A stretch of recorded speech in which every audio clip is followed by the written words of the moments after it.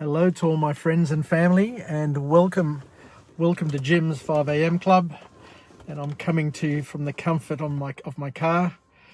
It's the last day of the year, 31st of December, and we're counting down 2020 and looking forward to 2021 to see what it brings us. But I guess in hindsight, 2020 was an interesting year. It taught us a lot of things, and I am grateful for 2020. It's been an up and down year for me for a number of reasons, but I look forward to finishing off the year like all of us and seeing a new year kick in, and just hopefully have a better year all round for more people. I've got to be honest with you, this was a pretty good year for me from a work perspective, from an investment perspective. It was from a family perspective, it was a great year, but we did have a few challenges. But apart from that, I'm happy. I'm happy that we got through 2020, and we'll see where it takes us next year. But what I want to do today is just go through another book summary, that I've been focusing on. And the book is called Factfullness by an author, Hans Rosling. And this book here, I think I've said a few times now, it was very, very interesting, and I really, really enjoyed it. And so much so that I've decided to dedicate 10 Jim's 5 a.m. clubs to do a deep dive on each of the instincts that the author came up with. So just to refresh our thoughts and our memories, the author came up or suggests that there are 10 instincts that humans have that distort our perspective of the world and prevent us from seeing how things really are. So there are distortions. There are distortions that we naturally have as humans, and there are distortions that are part of our makeup, a part of everybody's makeup. But the importance is to be aware of them and to learn how to deal with them, and to understand there are some things that serve us and there are other things that don't serve us. So for the things that don't serve us, we need to swap them out with things that serve us.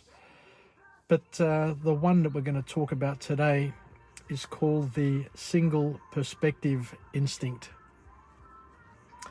So it's one of the 10 instincts that the author identified, but it's a very interesting one. And it is very interesting because we're all different. We all live different lives. We've got different presents, and we've got different futures, and we've got different perspectives. And on the one hand, we need to, respect different people's perspectives. But by respecting other people's perspectives, we mustn't disrespect our own perspective, is the point that the author is getting at as well. So what the author talks about here is a thing which revolves around confirmation bias. All right, and as the author says, that we've got biases that influence the way we feel and the way we think. And a confirmation bias is that we've all made up our minds to a certain extent about certain topics. But the author says, and this is really important, so let's just focus on this one here, and then we'll see where it leads us. So being in favour or against an idea, so either for or against an idea, makes us blind to information that doesn't fit our perspective. So what that basically says is that depending on what your beliefs are, depending on your values, depending on your focus, you will only see the things that you believe in or the things that you want to see, because we've all got blind spots. We've all got scotomas, as they're called, And even if somebody points out something to you, what most people do is they will rationalize that there's an exception to the rule, and that information, that data doesn't fit this particular circumstance. So, but we need to understand that, and you realize it, like when you fall in love with somebody, and I'm not talking about myself, I'm talking about everybody. Everybody has the same challenge. When you fall in love with somebody, all you do is, or you fall in love with people's strengths. So if you fall in love with somebody who's beautiful, got beautiful eyes, beautiful hair, beautiful body, beautiful smile, beautiful voice, beautiful nature, beautiful character, beautiful mind, and we can go on and on about the different beauties or the different strengths that people have, but you tend to fall in love with the beauty, with those strengths, and you're blinded to all the other things that that person has. And it happens both ways, like the man will fall in love with the woman and the woman will fall in love with the man's strengths. But it's only after years, or after the honeymoon, or after whatever, or whenever a big challenge comes into a person's life, that you start to notice the other things, like the lack of hair, the size of the belly, and all the other bad habits. And I've got lots of bad habits. Just ask my wife. The snoring, you name it. Anyway, I won't go there. But so what we're saying is that depending on our perspective, depending on the angle, depending on what we're looking at, what we're focusing on, our interest will determine what we see. So the author is saying that understand that this occurs, that we've all got confirmation biases. Even the best professor, even the greatest lawyer, even the best, the most outstanding Christian, you name it. Everybody has their perspectives, their biases, and they're blind. We are all blind to other things that are happening in the world, other things happening in our lives. Say, for example, you make up your mind about somebody that you don't like them, Now, we do it all the time, subconsciously, even if you don't do it consciously. This is very, very important. Even if we don't do it consciously, we do a lot of these things subconsciously without even knowing that we're doing it. So if you don't like somebody, then for some reason, regardless of what they do, you'll never see the goodness in what they're doing. You'll probably see it with suspicion, and you'll rationalize away that maybe that's a once-off thing that they're doing. So, but really they're a terrible person. So don't get sucked in to their good deeds and things like that. But we need to be aware that we all have these biases and these perspectives, and we need to, once again, as I said before, learn to manage them. So in order to be a balanced and all-round person, we need to be able to constantly test our ideas for weaknesses, and to accept feedback from people, and to think about it, to mull over it. You don't have to accept it.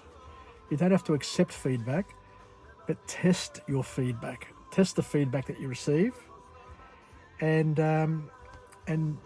be humble about the extent of your expertise.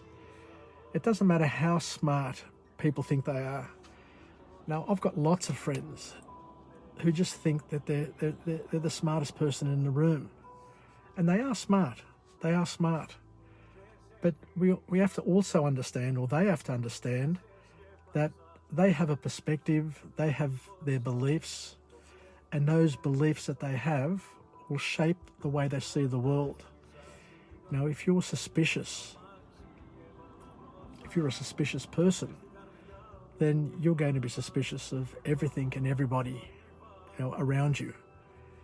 And vice versa, like if you're a loving person, or if you're a believing sort of person in the goodness of people around you, then you will probably see the good in the intentions that people have around you.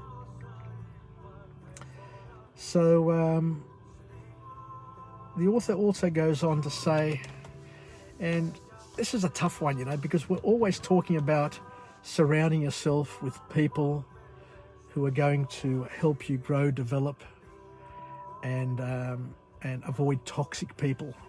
We talk about this all the time, to avoid toxic people. But the author here suggests here that we need to seek people who contradict us. A great leader will always surround themselves with people who will be the devil's advocate, who will challenge them. Because what I've found out myself, in terms of my religious beliefs, is that I enjoy being challenged by agnostics. I enjoy being challenged, I enjoy even more being challenged by people who claim to be atheists. Because what they do is their challenge forces me to think deeper and broader about my beliefs, and it allows me to gain an additional clarity, believe it or not, an additional clarity. So I'm thankful in many ways, because when I'm around people who think the same, then I'm not forced to go in search of deeper and broader answers to help me understand my beliefs better. So when we talk about avoiding toxic people, I think we need to be avoiding toxic people who have a bad intent. But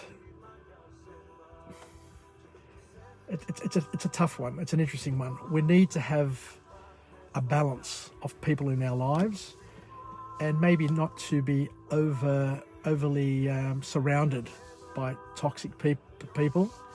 Else we take on, or we become the average of the half dozen people that we hang around with. And if everybody is toxic and negative, then that'll have a negative impact potentially on us, unless you're a very strong person.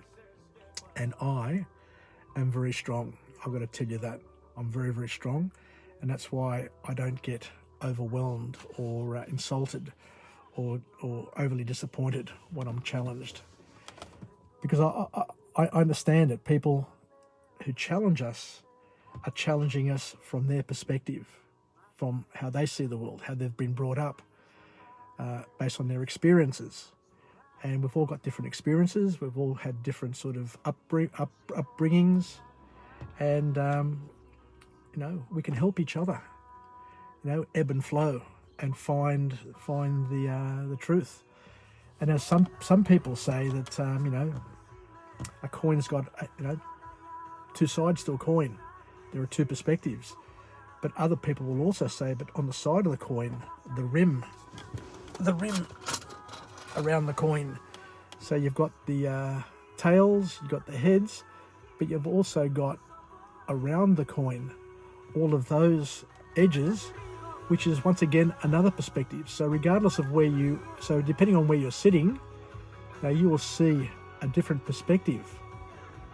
It'll shine, it'll be dark, it'll be, you'll see a slither. So it's important to take that into consideration and to understand that we have these challenges. So the author talks about the importance of testing our ideas, stress test your assumptions. I've mentioned before that when I worked in accounting as a pricing analyst, a commercial manager, we'd be putting bids together and costing major contracts and major bids. And when you're costing something, when you're building something, when you're designing something, there are all these assumptions that you use to build your design. And depending on those assumptions will determine the volumes and the size and how many resources are required. So you need to stress test. You need somebody to come in, a complete outsider, to come in and stress test your assumptions to make sure that your design, that your build, your assumptions are sound. The author also says, and this is very, very important that we all understand, that the more time you spend on something or with somebody or in a friendship, the more time that you've invested, then what happens is we tend to exaggerate the importance of that relationship or that problem or that solution. So the more invested we are in something, then the more stubborn we're going to be to see or to change what we currently have in terms of the assumptions, the relationship, if you understand where I'm coming from.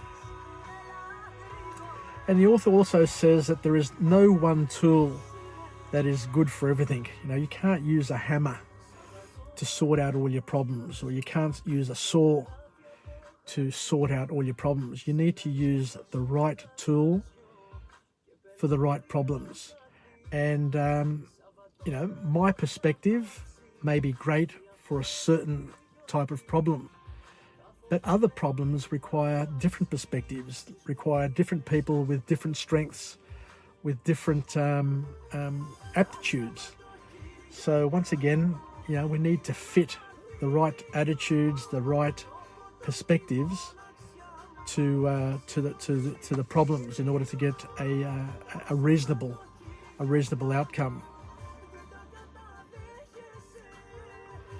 And the final point that the author makes upon this thing on perspectives is that the world that we live in cannot be understood without numbers.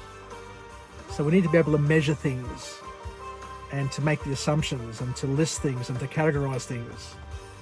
But by the same token, the author also says that the world cannot be understood with numbers alone. So there's an art and a science to everything. So we need to be able to flip-flop and use the different things available to us and to shape our perspective, to test our assumptions, and to be flexible in our approaches. And sometimes we need to be hard-headed. We need to be pig-headed. We need to be stubborn. We need to stick to our guns. But sometimes we need to be flexible and find another way around, or to listen to what people are telling us, is what the author is suggesting. Otherwise, if you're too fixed in your views, you may not get to where you want to get to, and you may not get the support of the people around you that you need in order to get to where you want to be. So as a captain of your ship, as a leader in your field, as an influencer amongst your community, then we need to be able to find a balance between having a single perspective or being able to look at various perspectives. What they say is that in many organisations, when they're trying to find an answer to a solution, on average, people only have one or two options that they look at. They don't look at a variety of options, which could be robbing those groups, those people, of potential, better solutions. But we've got to understand that we don't have time to look at lots and lots of solutions and lots of options. But sometimes, we can sit down and maybe brainstorm or think about the various options and maybe knock them off, get rid of them, but at least consider them, is what the author's trying to suggest, and not to have a single perspective, to understand that, from where I'm sitting, that number could look like a 6, or where the other person is standing, that number to them could be a 9. But the person over here could be looking at that shape and see a coat hanger that they're using to hang things on a line, a clothesline. So once again, we need to understand that it's not easy, but to be aware that we have things which distort our reality. And not only are we distorting our own reality, there are other things that are distorting other people's realities.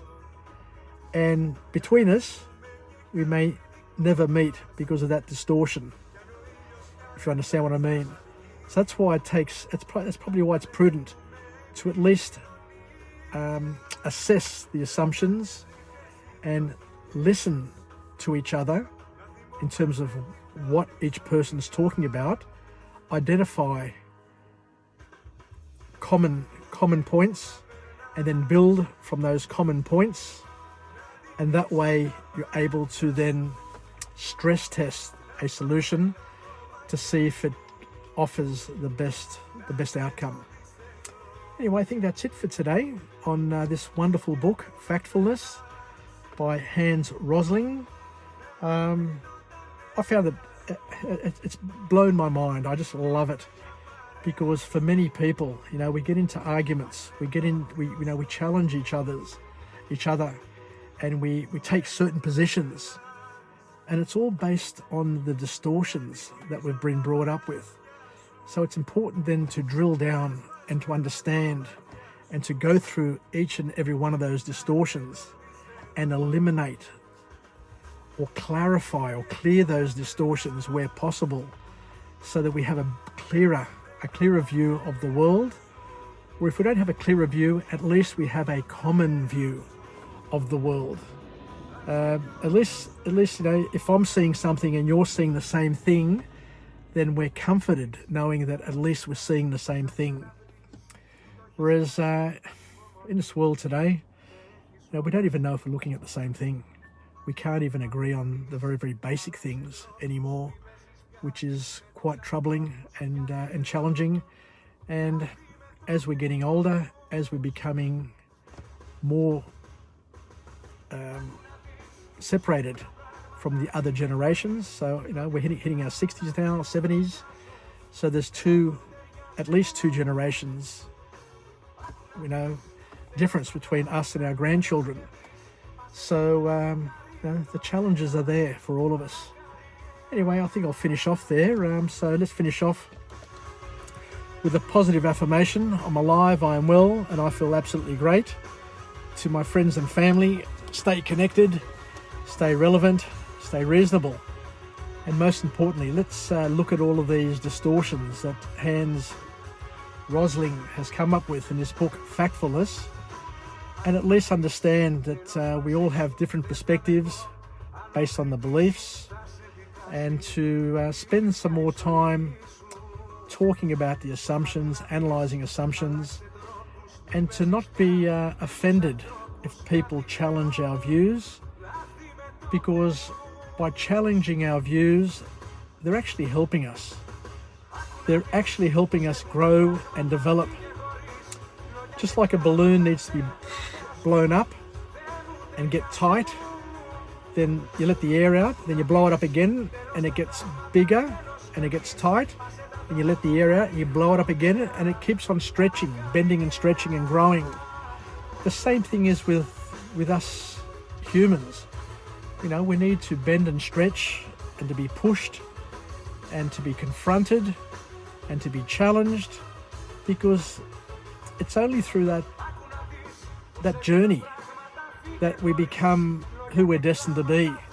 If you're just left to your own means and you're allowed to drift, you'll end up on the rocks somewhere. You won't have any purpose. You won't have any direction, and you probably won't become or get to where you want to get, regardless of where it is. You know, each of us know, or you know, are in the process of trying to figure out what our purpose is. But you need to have a little bit more, and sometimes being challenged